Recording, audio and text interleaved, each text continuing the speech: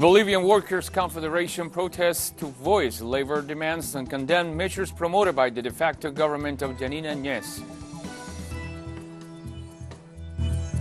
Medical workers' unions marched on the Bastille Day in Paris to denounce staff shortages and a lack of personal protective equipment. The funeral service of the Ivorian Prime Minister Amadou Gon Coulibaly took place in Abidjan this Tuesday. Hello, today is Wednesday, July 15, from the headquarters of Telesur English in Havana, Cuba. This is from the south. I'm Ernesto Dominguez. The Bolivian Workers' Confederation has begun a series of protests on a national scale to voice labor demands and condemn measures promoted by the de facto government of Janine Áñez. As part of the mobilizations, the Union Federation organized marches in the city of La Paz to demand the resignation of the ministers on labor and education. Activists are also calling on the de facto regime to adopt a health policy to contain the COVID-19 pandemic, with over 49,000 cases reported in the country and an official death toll of almost 2,000. The mobilization was joined by teachers from rural areas who are questioning the authorities' intentions to implement a virtual classroom system.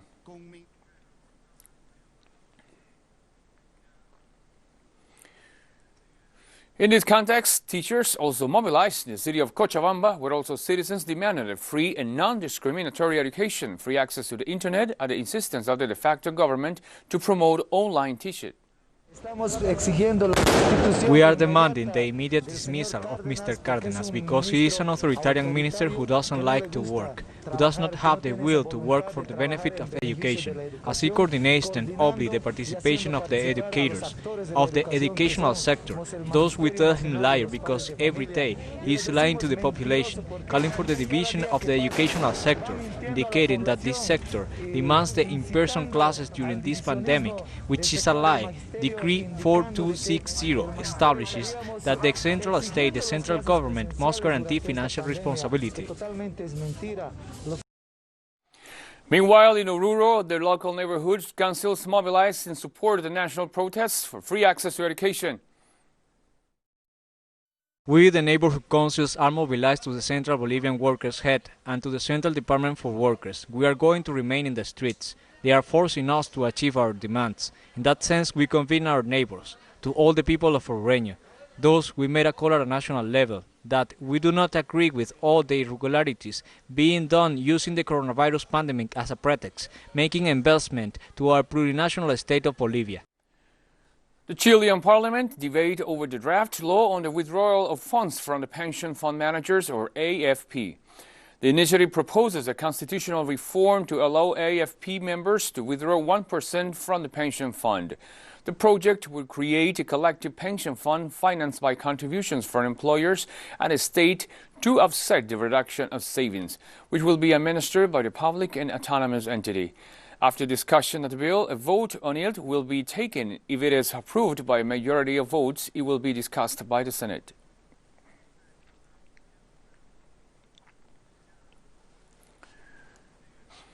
The UN Security Council met on Tuesday to consider the quarterly report on the implementation of the peace agreement in Colombia.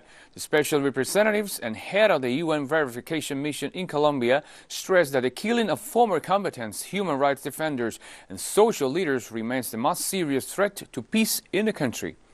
La inseguridad que enfrentan excombatientes de las FARC-EP. The insecurity faced by former FARC-EP combatants, communities, human rights defenders and social leaders such as Ms. Carabalí remains our greatest concern. And unfortunately, this insecurity has continued throughout the pandemic. Despite the commitment and measures implemented by the government and state authorities, the number of former combatants killed since the signing of the peace agreement has surpassed 200, reaching 210. Without a doubt, violence against those who lay down their arms in the context of the agreement and against those who defend human rights and the rights of communities devastated by the conflict continues to be the most serious threat to the consolidation of peace in Colombia. Venezuelan President Nicolás Maduro denounced on Tuesday Washington plans to attack Venezuela, playing media to create fake news about the country's situation. Elliot Abrams announced last Friday that he will fund a campaign by all means, radio, TV, social networks, in a plan against Venezuela, against the Bolivarian Revolution. And this campaign against our country already started by lying about Venezuela, attacking Venezuela, trying to convey a reality that does not exist.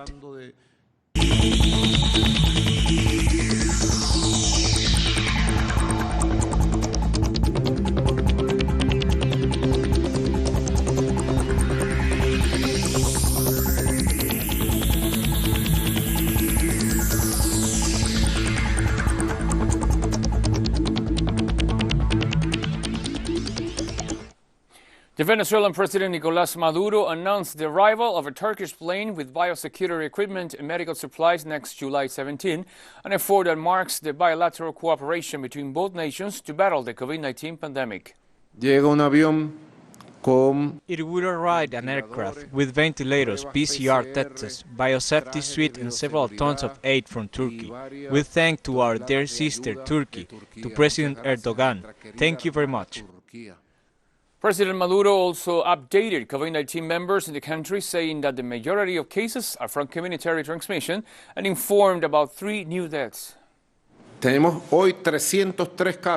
have 303 cases today, 281 of community transmission, of which 93% are from Caracas and Miranda State, 56 cases of Miranda and 42 of Caracas. Also, we have 22 imported cases. Brazil's health authorities reported that COVID-19 deaths in the country reaches almost 75,000. In the last 24 hours report, the country recorded 1,300 new deaths by COVID-19, amounting a total of 74,133. The spread of the novel coronavirus has extended from the worst hit regions, Sao Paulo and Rio de Janeiro, to various regions, threatening the capacity of response of the country's public health system. The COVID-19 infection tally now stands at 1.92 million cases after reporting more than 41,800 new cases in a single day this Tuesday.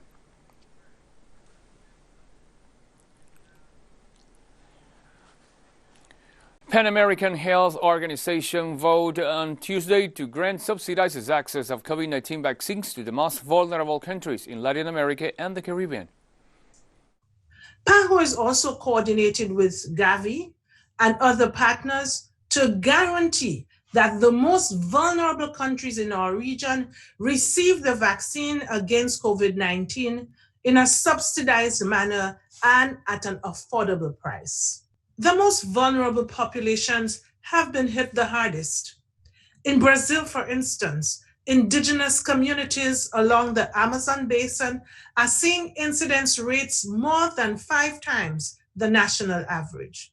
It is critical that we work today to ensure equal access to these life-saving tools when they become available, and that we develop a strategy for delivering them quickly and safely. We'll be back right after the break, so don't go away.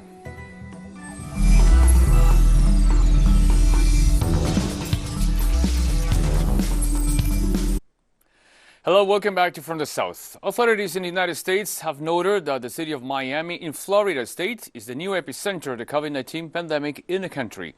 The news was announced by infectious disease experts at Florida International University.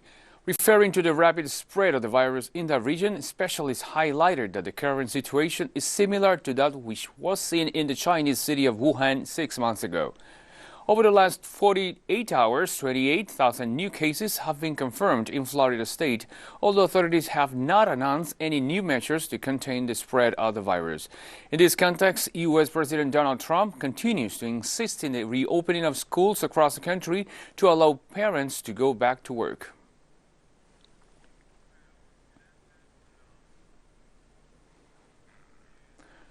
Medical workers' unions marched on Bastille Day in Paris to denounce staff shortages and a lack of personal protective equipment that have plagued public hospitals as the coronavirus spread across France.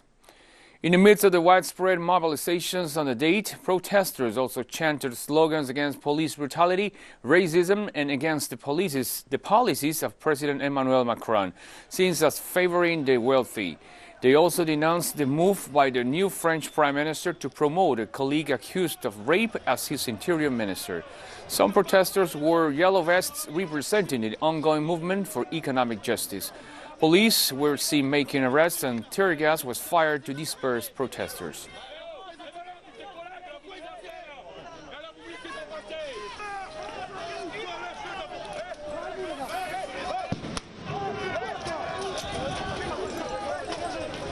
And the United Kingdom has bowed to U.S. pressure and approved to face the removal of Chinese telecoms giant Huawei from its 5G network, despite warnings of retaliation from Beijing. Secretary of State for Digital Culture, Media and Sport Oliver Dowden announced the move in Parliament after Prime Minister Boris Johnson shared meetings with his cabinet and the National Security Council. The policy reversal hands a major victory to U.S. President Donald Trump's administration in its geopolitical and trade war with China.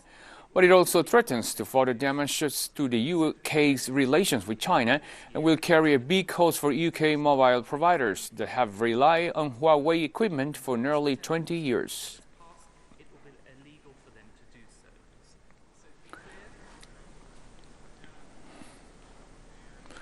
And Italian authorities have announced the extension of COVID-19 restrictions until June 31st as a move to curb the recent surge in cases. We must not retreat 1 inch on prevention measures if we want to learn to live with the virus until a vaccine is found and to reignite all the engines of our economy, and so that we can tackle the serious social problems we see expanding our country. In line with all this, the government intends to adopt, as a result of this parliamentary session, a new decree to extend the measures currently in force until July 31.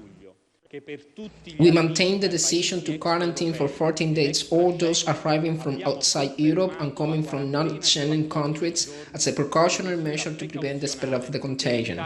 We are paying particular attention to the landings on our coastals with strict health checks and mandatory quarantine for all those who arrive. No underestimation can be allowed. The Greek Prime Minister called on the European Union this Tuesday to take action against Turkey following the decision to turn the emblematic Hagia Sophia Museum into a mosque. This is a decision that is painful to us as Greek Orthodox Christians and hers as citizens of the world. This is not a Greek-Turkish issue or even a Europe-Turkish issue. It is a global issue for all of mankind. Taking this backward step, Turkey has chosen to cut ties with the Western world and its values.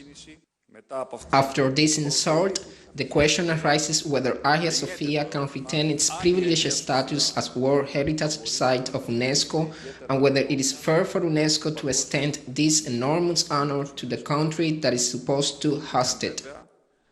Serbian health authorities reported 344 new COVID-19 cases on Tuesday, while calling on the population not to join protests over the reimposition of measures to curb the spread of the virus.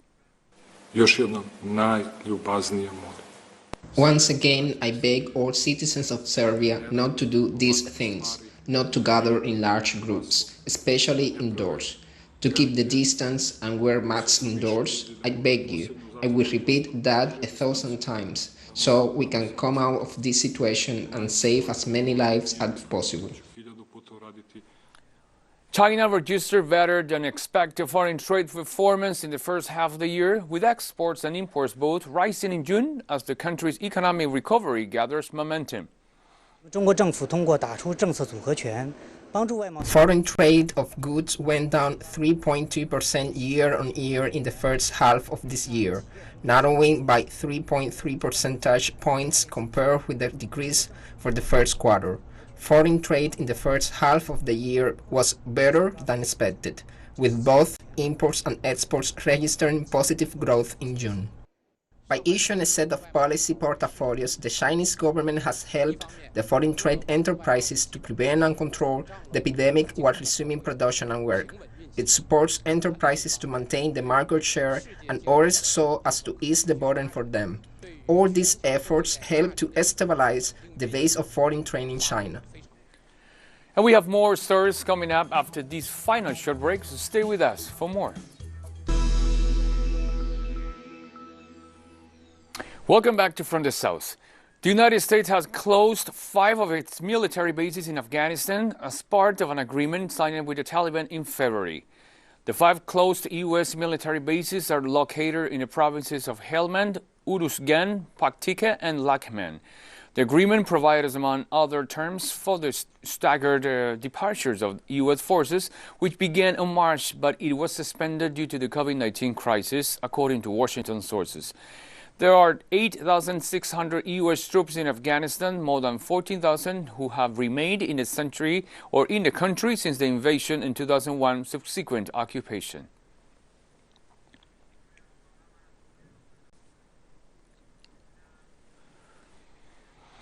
The funeral service of the Ivorian Prime Minister Amadou Gon Coulibaly, who died just days after returning from France, where he underwent treatment for heart condition, took place in the city of Abidjan on Tuesday. Amadou, à pas lent.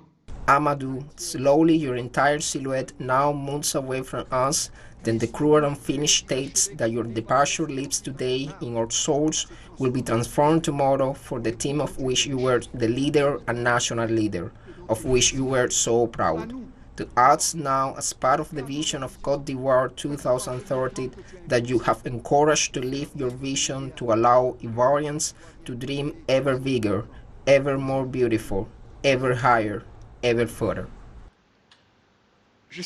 I take this sad opportunity to say, dear Ivorians, dear brothers and sisters, a few months away from an important deadline, the unanimity that we observe around Amadou Gon is not this unanimity a sign of to remind our compatriots, our political leaders from all walks of life, that the peace in which we believe must be considered as a common good to be preserved. To the youth of this country, I want to say this. Remember that it was through hard work and competence that Amadou Gon Coulibaly climbed step by step to the top. Remember that he died on the job. For our country to continue its march towards the progress of prosperity in peace and stability. Kenyan health authorities reported a record number of new COVID-19 cases in a single day this Tuesday, while calling not to stigmatize those who have been infected. We need to remember that coronavirus is a disease, and getting this disease is not a crime. And those who are infected with this disease are not criminals. And therefore, it is important we note that this virus can indeed be contracted by anyone. The high and mighty in society and everyone else in society, we've repeated over and over again, anyone can get this disease. And so it's important that we take care of each other and we avoid stigmatizing those who have the disease or those who may be affected by the disease. We stay in Kenya, where the President Uhuru Kenyatta acknowledged political progress in the South Sudan peace process on Tuesday, noting that milestone breakthroughs have been achieved between different parties. I wish to note that in the last 5 months, we have indeed witnessed a positive political momentum in the South Sudan peace process. Though significant compromises have been made by the parties, we must admit that a number of important milestones and breakthroughs have indeed been achieved. The establishment of the executive of the new revitalized Transitional Government of National Unity and the agreement on responsibility sharing at the state level, as well as the appointment of state governors, has set the foundation for the transition period. Demonstrations took place in Israel on Tuesday to demand the resignation of Prime Minister Benjamin Netanyahu. Thousands of Israelis gathered in front of Netanyahu's residence in Jerusalem after over 1,400 new coronavirus cases were reported, bringing the total to over 42,000. Protesters expressed their frustration over Netanyahu's response to the pandemic, his economic policies, together with the pending cases against him for bribery, fraud, and breach of trust. Meanwhile, Israeli authorities announced new COVID-19 restrictions, including the closure of bars, nightclubs, and gyms. Prime Minister Netanyahu is due back in court on July 19th.